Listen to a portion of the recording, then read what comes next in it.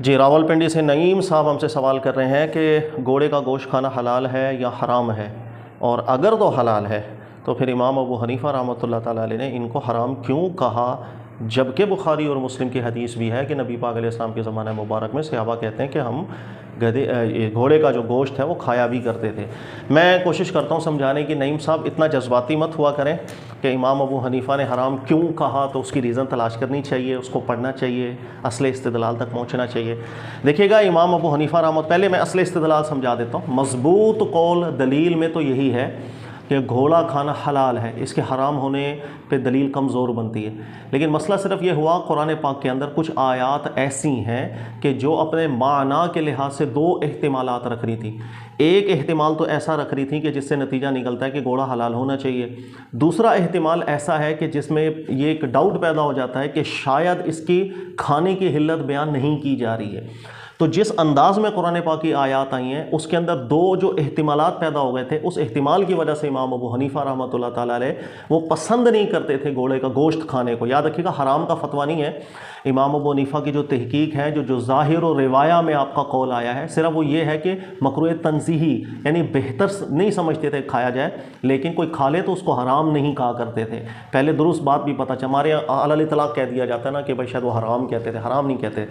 اچھا، امام ابو حنیفہ کے جو شاگرد تھے جیسے امام ابو یوسف ہوں یا امام محمد ہوں، وہ دونوں اس کے حلال ہونے کے قائل تھے، اور یہ جو ایک احتمال تھا اس احتمال کو رد کر دیتے تھے، کمزور ٹھہراتے۔ اس کے علاوہ دیکھیں امام غالباً امام احمد بن حنبل ہیں، وہ بھی اجازت دیتے ہیں، اور ان کے نزدیک بھی جو حلال ہونا ہے وہی راجح ہے۔ اصل میں وہ بات کیا، وہ احتمال کہاں سے پیدا ہوتا ہے؟ یہ جو آپ نے ذکر کیا نا کہ بخاری میں حدیث ہے، اس کو بعد میں حل کریں گے۔ دیکھو روایت ہمیشہ بعد میں حل کی جاتی ہے، سب سے پہلے قرآن سے اصل لی جاتی ہے۔ تو امام ابو حنیفہ رحمۃ اللہ علیہ، یہ میں آپ کو بتاتا ہوں، سورہ نحل اگر آپ دیکھیں گے تو سورہ نحل میں اللہ تعالیٰ ذکر فرما رہے ہیں انسان کیسے پیدا ہوا، اس پر اللہ نے کیا کیا انعامات کیے، اس کا ذکر اللہ نے کیا، پھر اپنی مزید نعمتوں کو اللہ بیان کر رہے ہیں۔ اس میں اللہ فرماتے ہیں وَالْأَنْعَامَ خَلَقَهَا، اور یہ انعام جانور اللہ تعالیٰ نے پیدا کیا ہے ان کو، لَكُمْ فِيهَا دِفْءٌ وَمَنَافِعُ وَمِنْهَا تَأْكُلُونَ، ان انعام جانوروں میں تمہارے لیے بہت سی منفعتیں اللہ نے رکھ دی ہیں، وَمِنْهَا تَأْكُلُونَ، اور انہی انعام جانوروں میں سے تم کھاتے بھی ہو، اللہ نے حلال بھی رکھا ہے۔ انعام کسے کہتے ہیں؟ اونٹ ہے، بھیڑ بکریاں ہیں یا گائے وغیرہ ہیں، جس کو ہم ذبح کرتے ہیں نا بقرہ عید میں، اونٹ ہو یا گائے بکریاں ہو، بکریوں کی نسل ہو یا گائے وغیرہ ہو، ان کو انعام کہا جاتا ہے۔ اچھا، خیل جو گھوڑا ہے اس پر انعام کا اطلاق نہیں ہوتا، یہ ذہن میں رکھیے گا۔ اسی طرح گدھے کے اوپر بھی نہیں ہوتا، خچر کے اوپر بھی نہیں ہوتا۔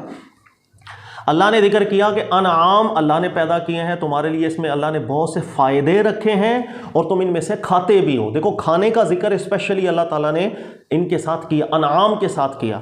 پھر آگے اللہ فرماتے ہیں وَلَكُمْ فِيهَا جَمَالٌ حِينَ تُرِيحُونَ وَحِينَ تَسْرَحُونَ، اللہ نے تمہارے لیے اس انعام جانوروں میں زینت بھی رکھی ہے۔ آگے اللہ نے فرمایا وَتَحْمِلُ أَثْقَالَكُمْ إِلَى بَلَدٍ لَمْ تَكُونُوا بِبَالِغِيهِ إِلَّا بِشِقِّ الْأَنفُسِ، اور انہی جانوروں سے تم بار برداری کا کام بھی لیا کرتے ہیں، بھاری سامان بھی ادھر سے ادھر لے کے چلیے۔ اللہ کی نعمتیں ہیں جو تمہارے لیے اللہ تعالیٰ نے بنائی ہیں۔ اِنَّ رَبَّكُمْ لَرَؤُوفٌ رَحِيمٌ، اور اللہ تعالیٰ بہت رؤوف ہے اور بہت رحیم ہے۔ تو اللہ تعالیٰ نے انعام جانوروں کا ذکر کیا اور فرمایا یہ تمہارے لیے حلال بھی ہیں، ان میں فوائد بھی ہیں، تم ان میں سے کھاتے بھی ہو۔ اسی کے فوراً بعد اللہ نے کہا وَالْخَيْلَ وَالْبِغَالَ وَالْحَمِيرَ، اور گھوڑا، اللہ نے گھوڑا بھی پیدا کیا، لِتَرْكَبُوهَا وَزِينَةً، اور گھوڑے پر تم سواری بھی کرتے ہو اور اس میں اللہ نے تمہارے لیے زینت رکھی ہے۔ وَيَخْلُقُ مَا لَا تَعْلَمُونَ، اور اللہ نے وہ مخلوقات پیدا کی ہیں جس کا تمہیں ابھی علم بھی نہیں ہے۔ انعام جانوروں کو اللہ نے ذکر کیا اور اس کو کھانا حلال کیا، ذکر کیا وَمِنْهَا تَأْكُلُونَ، یہ تمہارے لیے حلال ہے، تم کھاتے ہو۔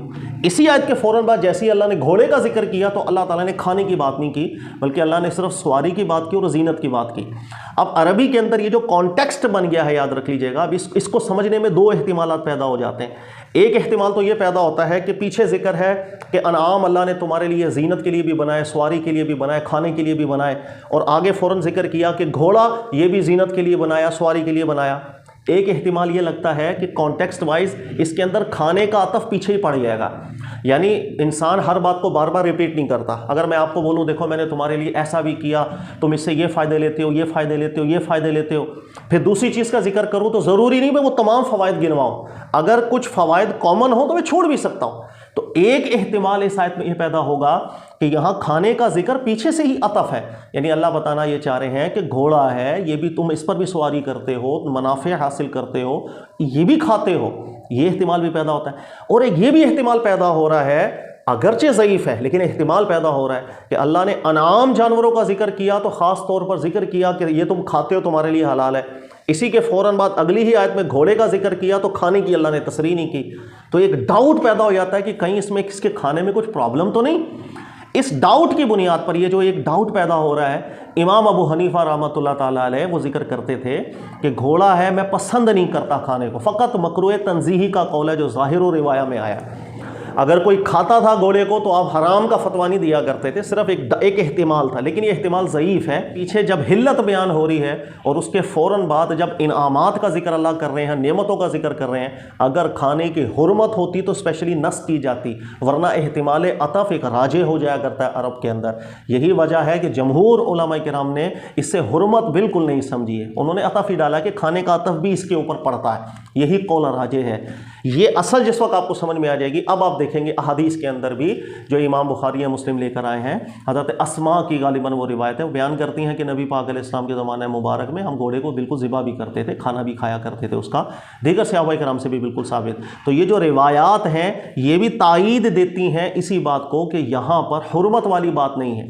ہاں ایک ڈاؤٹ، ایک احتمال جو پیدا ہو رہا تھا، اس احتمال کی بنیاد پر امام مالک بھی کہتے تھے کہ بہتر ہے نہ کھایا جائے، امام ابو حنیفہ بھی کہتے تھے بہتر ہے نہ کھایا جائے، لیکن حرام ہونے کی بات نہیں۔ آپ ہی کے جو شاگرد تھے امام یوسف، امام محمد، انہوں نے کہا تھا نہیں یہ احتمال ایک کچی بات ہے، حلال اور حرام کی بات قرآن پاک بالکل واضح بات کرتا ہے، اس طرح ڈکی چھپی احتمال سے بات نہیں کرتا کہ انسان جو ہے نا وہ ڈاؤٹ میں چلا جائے۔ اس لیے جہاں تک حلال اور حرام کی بات ہے، قرآن کہتا ہے قل لا اجد فیما اوحی الی محرما علی طاعم یطعمہ الا ان یکون میتا، کہ آپ فرما دیجئے کہ ہم پر جو وحی کی گئی ہم اس کے اندر ان باتوں کو حرام نہیں پاتے ہیں۔ تو کھانے پینے کی چیزوں کے اندر حرام بالکل واضح طور پر آئے گا۔ یہ جو ڈاؤٹس پیدا ہو رہے ہیں، ان ڈاؤٹس کی بنیاد پر حرمت کی طرف ہم نہیں جائیں گے، بلکہ دوسرے احتمال کو ہی ہم ترجیح دیں گے۔ تو اصل مسئلہ یہ ہے، اصل استدلال کو جاننا بھی نہایت ضروری ہوتا ہے، اور غلط نسبت نہیں کرنی چاہیے۔ جس طرح آپ کہہ رہے ہیں نا کہ حرام کا امام ابو حنیفہ نے، ایسی بات بالکل نہیں ہے۔ امام مالک، امام اوزاعی، امام ابو حنیفہ یہ بہتر سمجھتے تھے نہ کھایا جائے، کھا بھی لیا جائے تو کوئی مسئلہ نہیں، حرام کا فتویٰ نہیں تھا۔ اللہ تعالیٰ سمجھنے کی توفیق دے، اور اصل استدلال آپ پڑھا کریں، اس سے بہت ذہن میں وسعت بھی پیدا ہوتی ہے، مختلف زاویہ دیکھنے کو ملتے ہیں کہ اب مجتہد نے کس زاویے سے دیکھا، دوسرے مجتہد نے کس زاویے سے دیکھا، ٹھیک ہے نا، تو اس سے ذہن میں وسعت پیدا ہوتی ہے۔ پھر تمام جب استدلالات آپ کے سامنے آ جائیں، اس میں سے پھر غور کیا جاتا ہے کون سی دلیل میں زیادہ مضبوط ہے، وزنی ہے، تاکہ اس پر ہم عمل کریں۔ یہی ہمارا امتحان ہے، ایکم احسن عملا، اللہ نے فرمایا دیکھو میں کون تم میں سے بیسٹ چیز کو عمل کے طور پر اختیار کرتا ہے۔ تو ہمارے سامنے جب تمام اقوال آتے ہیں، تمام استدلالات آتے ہیں، ہمیں اس بات پر فخر بھی ہوتا ہے کہ اللہ تعالیٰ نے جتنے بھی ماضی میں علماء مجتہدین پیدا کیے سب کرتے غور و فکر قرآن پاک میں ہی تھے۔ ہاں وہ الگ بات ہے کہ بعد میں جب ہمیں مختلف زاویوں سے دیکھنا موقع مل جاتا تھا تو ہم پتہ چل جاتا ہے ہمیں کہ کون سی بات کمزور جا رہی ہے، کون سی مضبوط، لیکن ہر ایک غور و فکر قرآن پاک میں کیا کرتے تھے، انہی سے استدلال پکڑتے تھے۔ اس معاملے میں اللہ تعالیٰ سے دعا ہے کہ اللہ سب کو اجر عظیم سے نوازے۔ جزاک اللہ۔